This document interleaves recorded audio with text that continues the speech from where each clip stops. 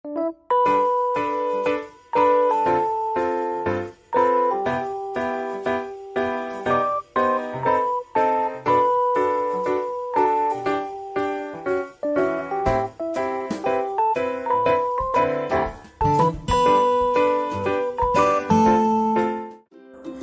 guys, apa kabarnya nih? Aku harap kalian semua sehat-sehat selalu ya. Nah, perkenalkan, nama aku Rina Gabriela Gultom. Di sini aku akan memberikan tutorial mengenai pembuatan kuis pada ProProps Quiz Maker. Penasaran bukan? Disimak ya. Halo teman-teman. Jadi di sini kita akan membuat kuis menggunakan ProProps Quiz Maker. Langkah yang pertama yang harus kita lakukan adalah mendaftarkan akun, yaitu dengan cara masuk ke link yang saya blok ini ya teman-teman, atau teman-teman bisa mengaksesnya di proprops.com dan nanti akan saya taruh juga di description box. Nah, langkah pertama untuk membuat akun, kita klik sign up free seperti ini. Tunggu saja. Nah, selanjutnya kita akan dihadapkan dengan tampilan yang seperti ini. Kita bisa mendaftarkan akun dengan akun Google, bisa juga dengan akun Facebook, akun Twitter, dan lain sebagainya. Nah, namun di sini saya mencoba untuk menggunakan akun email pribadi saya. Teman-teman bisa menyesuaikan dengan tingkat kebutuhan teman-teman ya. Oke, seperti ini. Nah, ketika sudah mendapatkan logo centang, kita tinggal klik next. Seperti ini, kita tunggu. Oke, selanjutnya di tampilan kedua, kita diminta untuk memasukkan nama depan, nama belakang, dan nomor telepon. Seperti ini. Selanjutnya nama belakang.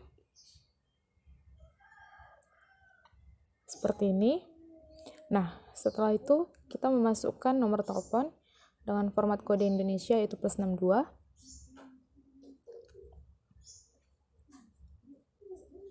Seperti ini. Setelah itu kita klik next. Oke, di tampilan ketiga kita diminta untuk menjawab pertanyaan dari pihak ProProps. Misalnya pertanyaan pertama, what are you planning to use ProProps for? Jadi kita menggunakan ProProps ini untuk apa rencananya? Di sini saya menjawabnya untuk membuat kuis sesuai dengan tujuan dari video ini ya teman-teman. Nah, selanjutnya yang kedua adalah what best describes you. Jadi ini mendeskripsikan kita ini sebenarnya siapa. Jadi di sini saya memilih sebagai student karena memang benar saya masih pelajar atau student. Selanjutnya, what is your job title? Jadi di sini kita diminta untuk memasukkan pekerjaan kita apa. Jadi di sini saya memasukkan sebagai mahasiswi. Nah, selanjutnya, how many people will be taking quizzes? Jadi di sini saya memberikan 200 lebih ya. Kepada 200 lebih. Nah, selanjutnya, set up your password and you're all set. Kita diminta untuk memasukkan password ataupun kata sandi. Oke, setelah mendapatkan tanda centang, kita klik I agree. Seperti ini. Selanjutnya, klik get start. Seperti ini. Dan tunggu loadingnya. Oke, teman-teman. Nah, selanjutnya akan diarahkan tampilan yang seperti ini dari pihak ProProps dan tampilan yang seperti ini. Nah, setelah itu kita diminta untuk mengikuti Explore ProProps yang ada di sebelah kanan ini. Tadi kita sudah membuat akun dan sekarang kita diminta untuk menonton sebuah video yang disajikan oleh pihak ProProps. Kita klik saja seperti ini. Oke, teman-teman. Nah, akan muncul video yang akan disajikan oleh pihak ProProps yang seperti ini. Kita bisa play untuk menonton. Atau jika kita ingin skip, Hi, I'm Deep, and I'm here to help you create kita your... bisa klik tanda silang yang seperti ini. Nah, setelah itu kita bisa membuat kuis, yaitu klik create a quiz seperti ini. Nah, akan muncul tampilan yang seperti ini ya teman-teman. Jadi di tampilan ini ada diberikan template quiz seperti grade score quiz, personality, dan masih banyak lagi seperti membuat survei, kurs, dan lain sebagainya. Nah, teman-teman bisa mengkondisikan dengan tingkat kebutuhan teman-teman yang lain ya. Nah, di sini saya menggunakan yang most popular dengan cara klik pada bagian grade score quiz seperti ini. Dan kita tunggu saja. Nah, akan dimunculkan template pembuatan kuisnya. Ada template-template yang ditawarkan, misalnya template featured, business, education, sport, holiday, fun, examples. Nah, jadi di sini saya menggunakan yang education. Kita klik saja seperti ini. Kita tunggu templatenya keluar atau muncul. Nah, pihak ProProv menyediakan 5 template seperti geografi, language, math, music skills, dan juga driving skills. Nah, untuk teman-teman yang ingin menggunakan salah satu template, misalnya math, kita bisa tinjau dulu dengan cara klik preview seperti ini. Kita klik dulu preview. Nah, kita tunggu. Nah, ini tampilannya. Yaitu terdapat judul kuis, gambar, dan juga background. Coba kita klik start atau mulai. Kita tunggu.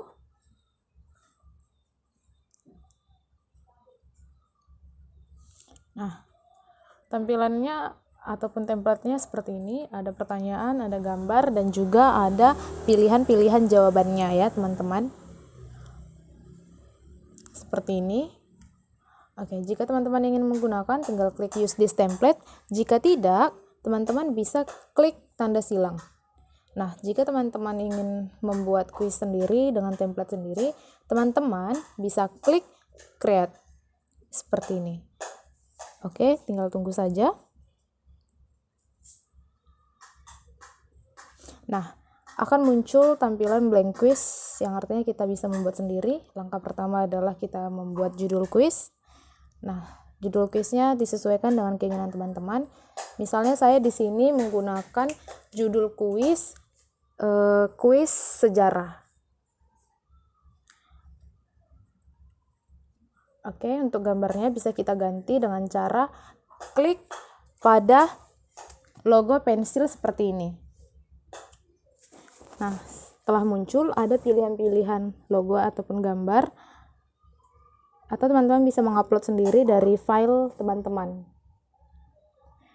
Tapi saya memilih dari yang pihak ProProvsnya. Saya menggunakan yang ini. Nah, jika teman-teman ingin edit, tinggal klik edit image seperti ini. Kita tunggu. Nah, akan muncul tampilan-tampilan pengeditan, misalnya untuk teksnya. Jika teman sudah memilih, selanjutnya adalah klik tanda centang. Bisa juga mengatur filtrasi ataupun filter dari gambar kuis ini. Teman-teman bisa memilih sesuai dengan keinginan yang teman-teman inginkan. Tinggal digeser ke kanan, banyak fiturnya. Namun di sini saya menggunakan yang original.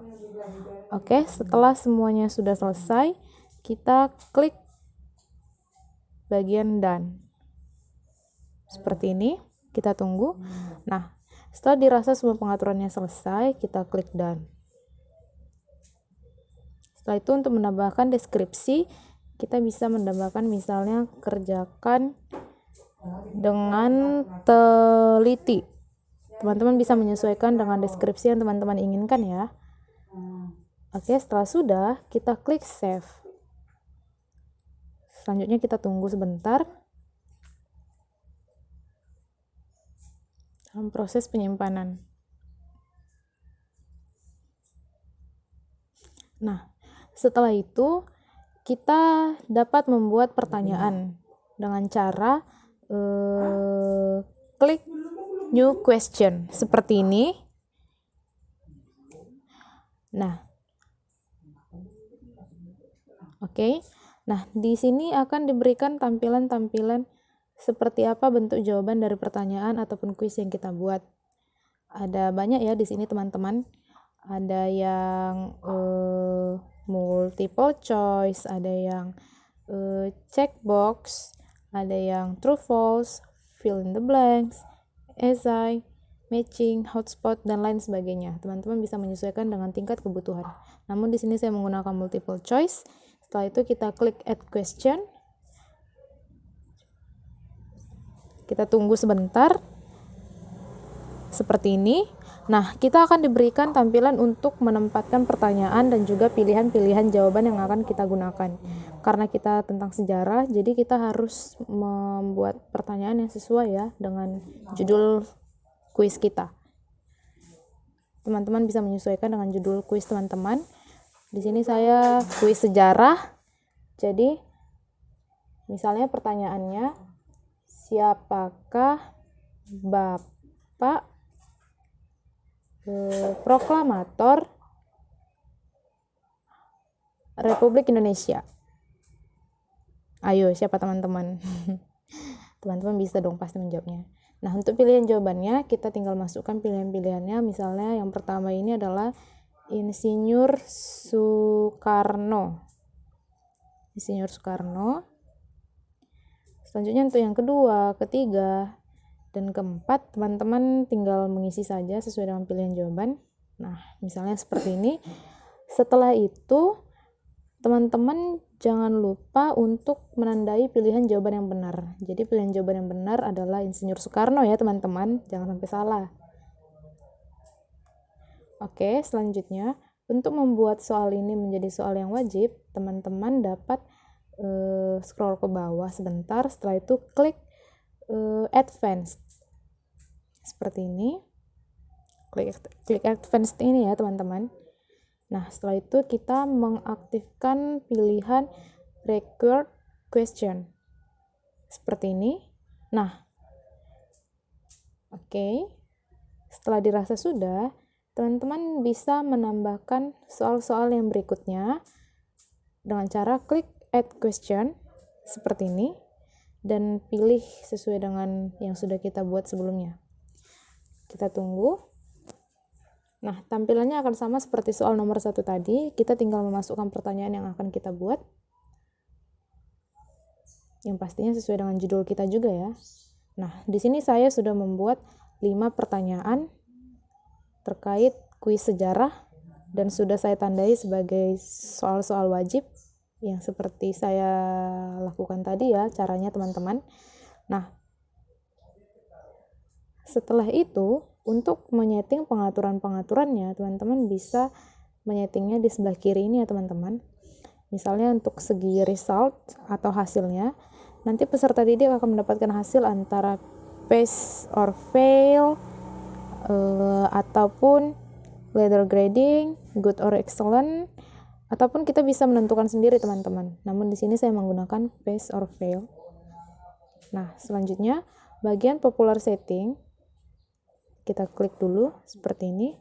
Nah, di sini kita bisa menentukan skor dari kuis yang kita buat. Di sini saya menentukan skornya adalah 100. Teman-teman bisa mengcustom sendiri dengan tingkat kebutuhan. Setelah itu tingkat persebaran kuisnya. Di sini saya ingin mengacak kuis ini yaitu dengan cara klik shuffle question and answer. Nah, setelah itu tingkat persebarannya ini bisa kita pilih antara untuk one page ataupun all. Jadi di sini saya memilih untuk yang all ya, teman-teman. Jadi seperti ini. Klik all. Nah, setelah sudah, kita bisa mengatur juga popular themes atau tema untuk kuis kita. Klik ini. Nah, props ini menyajikan ada tema yang default, ada yang tema gray, ada yang corporate, ada yang cloud, ada yang office, ada yang juga mountains. Namun jika teman-teman ingin mengcustom, klik aja customize your theme seperti ini. Kita tunggu. Oke, seperti ini ya teman-teman. Nah, akan muncul beberapa pilihan-pilihan custom untuk tema kuis kita seperti ini ya teman-teman. Bisa teman-teman lihat pada layar teman-teman. Nah, di sini ada banyak pilihan seperti ada turquoise, ada gray, ada classic, ada art, ada city, ada place, ada pot, ada cloud. Di sini saya milih art. Kita tunggu.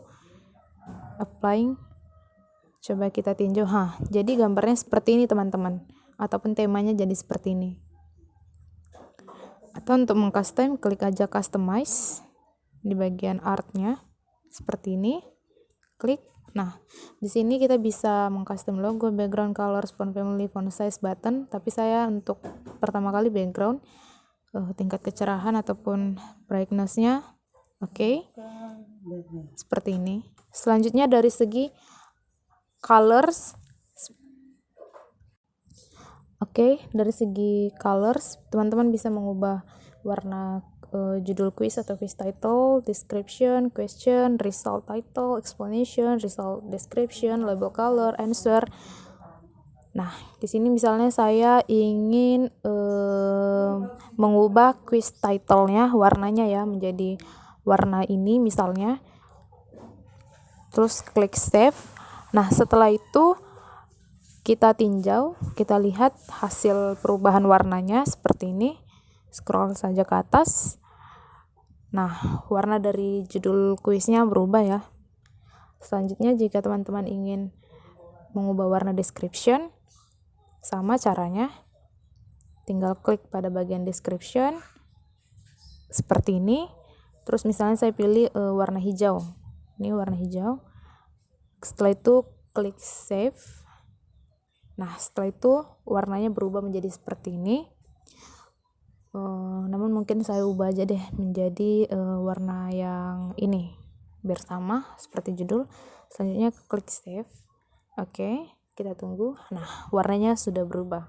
Selanjutnya untuk font family, teman-teman bisa memilih jenis font yang teman-teman inginkan. Seperti misalnya banyak ya di sini pilihan-pilihan font yang ditawarkan oleh Props. Ada Arial, ada Roboto, ada Times New Roman, Courier, Calibri. Nah, teman-teman bisa mengcustom dengan keinginan teman-teman sendiri mau menggunakan yang mana. Oke, teman-teman. Ini banyak nih pilihannya, teman-teman bisa memilih yang mana saja yang teman-teman ingin gunakan. Oke, baik. Nah, untuk font size-nya atau ukuran tulisannya bisa kita custom juga nih teman-teman. Misalnya untuk quiz title kita custom jadi 25.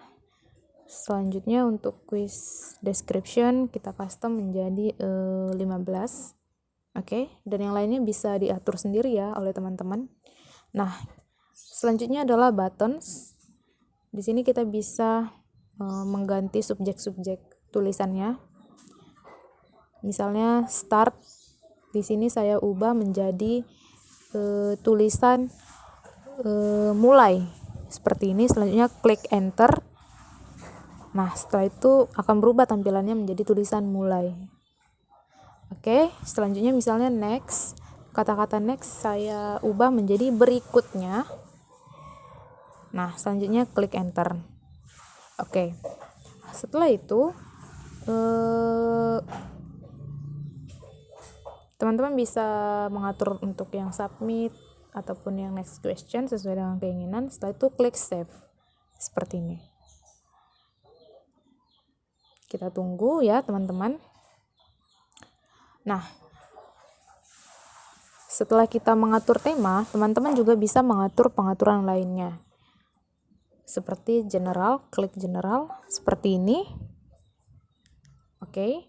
Nah, di general ini teman-teman bisa mengatur limit waktunya. Misalnya di sini saya menggunakan 3 menit limitnya ya, batasnya. Nah, yang ini tadi udah kita atur shuffle question and answers.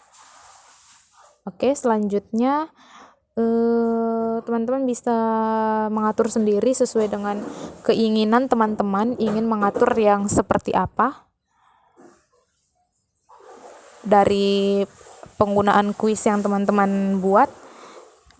Bisa juga kita show result, show score, atau kita bisa show custom message at the end of quiz. Kita klik aja customize message. Ini adalah pesan di akhir quiz nanti. Kita blok dulu untuk kita hapus. Nah, misalnya saya boldkan tulisan untuk thank you seperti ini. Nah, teman-teman juga bisa mengatur ya, misalnya mau dibuat menjadi underline ataupun italic seperti ini, ataupun juga di bold seperti yang saya bilang tadi ya. Nah, setelah itu klik save, kita tunggu. Oke, sudah. Selanjutnya klik tanda silangnya. Nah, setelah itu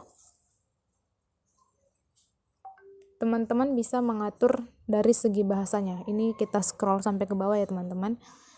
Kita menggunakan misalnya bahasa Indonesia. Oke, seperti ini. Nah, jika pengaturan yang di bagian general kita rasa sudah cukup, jangan lupa untuk klik save seperti ini. Kita tunggu saja. Seperti ini, kita tunggu. Oke. Nah, untuk pengaturan lainnya, teman-teman bisa masuk ke pengaturan advanced seperti ini. Oke, di sini kita bisa mengcustom pilihan quiz availability atau ketersediaan quiz ini sebenarnya sampai mana atau dimulai dari mana sampai mana. Bisa teman-teman selalu ataupun custom. Di sini saya custom ya, teman-teman. Nah, di sini saya customnya tanggal mohon maaf. Belum. Jadi teman-teman bisa custom start date sama expire date-nya. Di sini saya custom tanggal 26 bulan 11 sampai tanggal 26 bulan 11 dengan rentang waktu 1 jam. Nah, untuk menguncinya teman-teman bisa klik yes ataupun jika tidak klik no. Jadi di sini misalnya saya kunci ya di bulan 11 di days tanggal sesuai dengan yang quiz availability di tanggal 26 di jam 13.00. Oke, untuk pengaturan lainnya yang di bawah ini teman-teman bisa menyesuaikan ya sesuai dengan tingkat kebutuhan dan keinginan. Selanjutnya setelah kita save, oke teman-teman, seperti ini. Kita tunggu.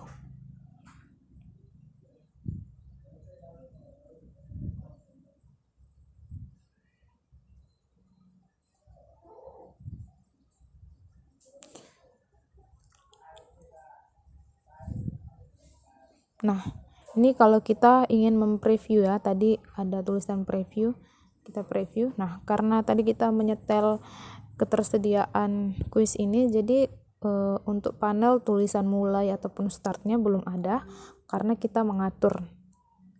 Namun jika tidak kita atur, jika tadi kita tidak mengaturnya atau dalam artian kita menyediakan kuis ini setiap waktu atau selalu ada, nanti tampilannya itu akan berubah menjadi seperti ini. Jadi ada pilihan untuk memulainya ya teman-teman di sini. Nah, seperti ini, ada nama, ada email, ada untuk klik mulainya seperti ini. Oke teman-teman. Nah, setelah itu jika kita ingin menyebarkan kuis ini kepada peserta didik atau kepada orang yang akan menjawab kuis kita klik send seperti ini. Nanti ada pilihan-pilihan kita membagikan menggunakan email, menggunakan link, menggunakan sosial, embed ataupun print. Namun teman-teman, di sini saya menggunakan link. Oke, karena menggunakan link, jadi kita copy dulu linknya atau kita salin. Setelah itu kita sebarkan kepada anggota teman kita yang ingin yang akan menjawab kuis kita ini ya teman-teman. Nah, setelah itu jika kita berpihak sebagai peserta kuis, misalnya kita mengerjakan kuis ini ya teman-teman, kita buat dulu nama depan kita, setelah itu nama belakang kita seperti apa. Nah, setelah itu kita memasukkan email kita Nah, setelah itu kita klik mulai. Oke, jadi di sini kita sudah mendapatkan kelima soal yang tadi yang akan kita jawab ya teman-teman. Nah, ada juga rentang waktu, ada juga waktunya ya, yang udah kita setel tadi. Selanjutnya tanda bintang ini adalah tanda bahwa soal ini wajib dikerjakan. Nah, setelah itu kita jawab ya teman-teman. Misalnya nomor 1, nomor 2.